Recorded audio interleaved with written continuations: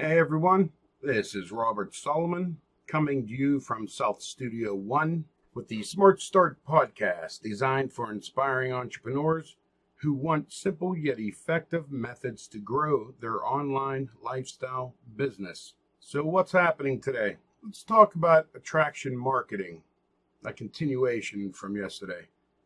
What is it? How can we use it to build a successful business? But more importantly, can anyone learn this method to become more desirable in their online market? I say yes. Like we talked about yesterday, a good example is about the skills you already have can be very instrumental in attracting people to you. I like what Evan Misner said. He's the VIP contributor for Entrepreneur Magazine online. Starts an article he wrote back in 2008 that goes something like this. Every person has a little magnetism already inside him. Learn how to leverage it to draw in more business. I ask you, well, do you? Do you think you have some magnetism inside you? I do. You do. Everyone does. I'm not trying to be a comedian or anything, but scientifically speaking, we all do. We have a field of energy, electrons, neurons firing hundreds of thousands of times a second when we go on for daily lives. Not being, I'm trying to make a joke, but you don't believe me, just ask a science teacher or Google it. Fortunately, we're not here for science class, and I'm not talking about the principles of earthly magnetism. Rather, attracting other like-minded people to you. Be a people magnet. Yeah, I know. Rob, get on with it already, right? Are you ready? You have a pen, paper for taking notes, or a pencil in case you need to erase? Do you think of yourself as a likable person? A problem solver, the go-to guy or gal? Those three examples might be attributes of most people. While those examples might be great attributes, that would be great for another topic in a future podcast. But for now, how do you become that person which people seek out to learn what you know? Did you get that? How do you get people to look you up, to find you? There's two elements involved in becoming magnetic. Firstly, how effective are you at attracting people? The second, are you approachable and not intimidating to other people who you're trying to attract? Just like the three examples above, are you a likable person, a problem solver? Are you that go-to guy or gal? It's all just parts of the inner growth process that we develop over time and allows you to outshine your counterparts. One thing I learned from a mentor of mine was slow down, take a breath, because you can't force a process that requires knowledge and maturity. Especially for me, I always try to talk faster than I could read. It's just how my brain works. The mentor I'm referring to, he has 22 years of experience in online business area and has amazing talents to draw from. Right now, he's offering to instruct an online membership program to my podcast listeners at no cost. Did you hear that? He wants to instruct you guys at no cost. Just register below before this month's class is filled up, and you'll see. So like I was saying about the process that requires knowledge and maturity. In other words, maturity represents the experience you gain from implementing the knowledge you've learned. That's what makes you a sought-after person. You see, everyone can learn how to do something. At least we hope so. When you were a child, you learned how to say yes, sir, yes, ma'am, right? You learned how to properly introduce yourself with eye contact and a firm handshake. You learned how to ask a girl or boy to the Friday night dance, with a lot of practice, of course, in front of the mirror, right? Listen, guys, why was that cool, or why was that adventurous when you were learning that stuff? It was plain exciting. Sometimes it was a little scary, but when let's say you got that date to the dance, you have a sense of accomplishment.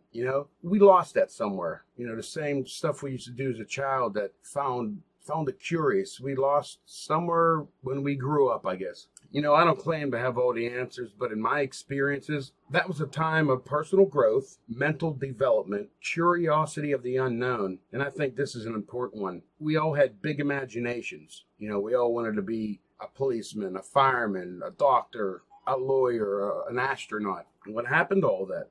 Some will say it might be stress, or I'm not smart enough. Life does get in the way, but don't let that be an excuse. Or, this is my favorite one, my wife won't let me.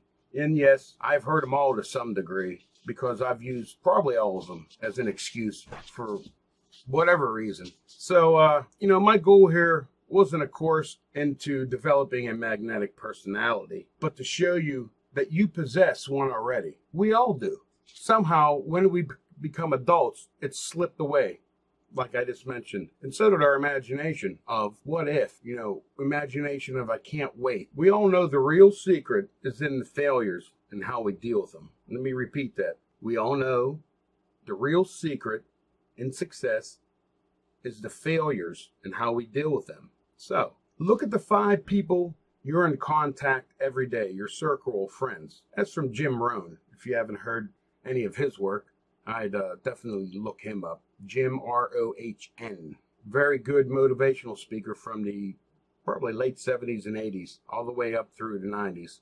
Check him out. But there, your 5 friends or 5 people you're closely around every day. Do they possess the skills, abilities, or traits you seek or want to become? To truly learn how to become a magnetic person, you need to look at what you're attracting right now. And I'll keep it clean. So if you're not attracting positive people, then you're definitely attracting maybe negative people.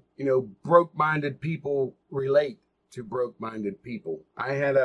This was years ago, my brother wanted to get married or asked marital advice to his friends, and they were all divorced. And I don't know how many times I got into an argument with them. Said, if you want to learn how to have a good marriage, you want to talk to somebody who has a good marriage, not your divorced friends. So you want to attract positive people, then you need to read positive material, learn from positive people, listen, and watch people that are influencers in your market right now. Write down a couple. Learn from them. What makes them tick?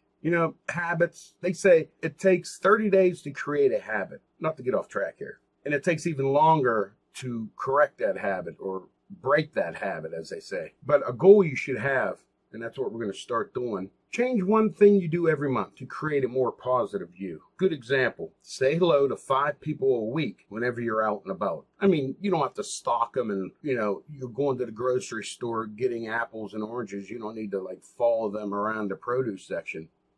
Just say hi with a smile and continue on. If they say hi back, I don't know, nice vegetables, I don't know, come up with something. Just get used to doing it, you'll find out anytime you do something that makes you feel uneasy or, your heart starts to beat a little bit, you're heading in the right direction. You always want to have one foot outside that comfort zone. And that's when you start to see real progress, not in your business personally, because you have to be headed in the right direction before your business will do anything. And another one, when your families and friends always say, why are you so happy? Oh, why are you heading in that direction? You going to get rich overnight? Then you definitely know you're doing something right. Just, they're concerned. Just take it with a grain of salt. But, you want to make sure you're listening to the right people at the same time.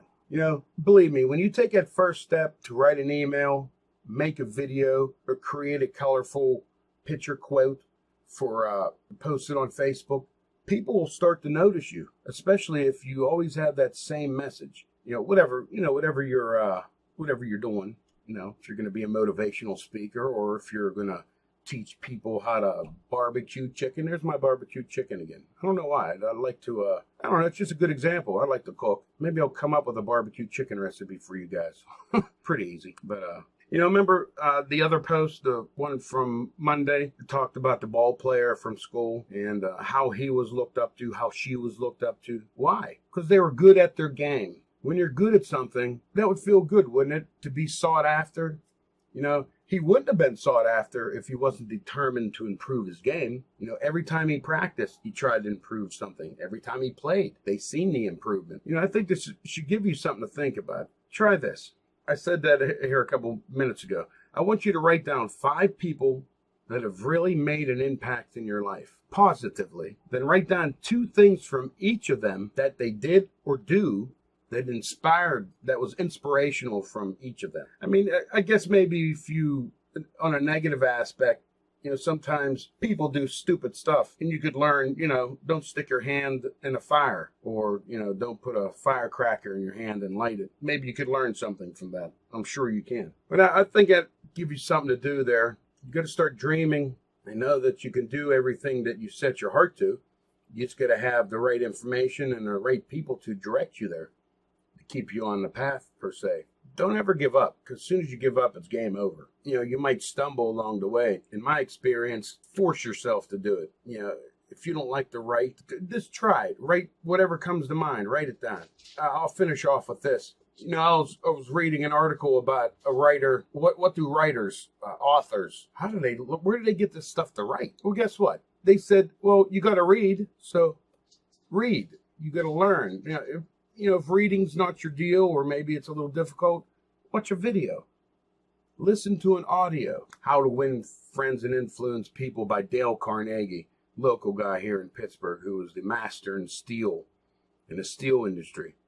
He didn't know how to make a steel beam if his life depended on it.